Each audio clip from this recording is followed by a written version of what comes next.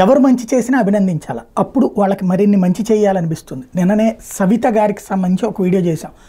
బీసీలకు సంబంధించిన హాస్టల్స్లో చక్కగా ఉండాలని చెప్పి ఆదేశించారు. ఆవిడే స్వయంగా రివ్యూ చేశారు.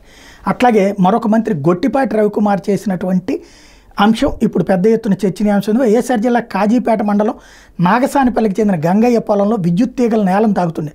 దాంతో పొలం పనులు చేసేటప్పుడు ప్రమాదకరమని తెలిసిన తప్ప కుటుంబ సభ్యుల ద్వారా తీగలను కర్రలతో పైకెత్తి తర్వాత వదిలేవాళ్ళు. ఈ సమస్యను 3 ఏళ్లుగా ప్రజాప్రతినిధులు ఎస్పీడీసీఎల్ అధికారుల దృష్టికి రైతు తీసుకెళ్లిన పరిష్కారం కాలేదు. ఇటీవల వర్షాలు పడడంతో దుక్కి చేయడానికి మంగళవారం ఉదయం రైతు పొలానికి వెళ్ళారు. ఎప్పట్లాగే తీగలను పైకెత్తి దుక్కి చేస్తున్నారు. ఈ టైంలో దారిని వెళ్తున్న కొందరు తమ ఫోన్లో ఫోటోలు తీసి సామాజిక మాధ్యమాల్లో పోస్ట్ చేశారు. ఇది విద్యుత్ శాఖ మంత్రి గొట్టిపాటి రవికుమార్ దృష్టికి వెళ్ళింది.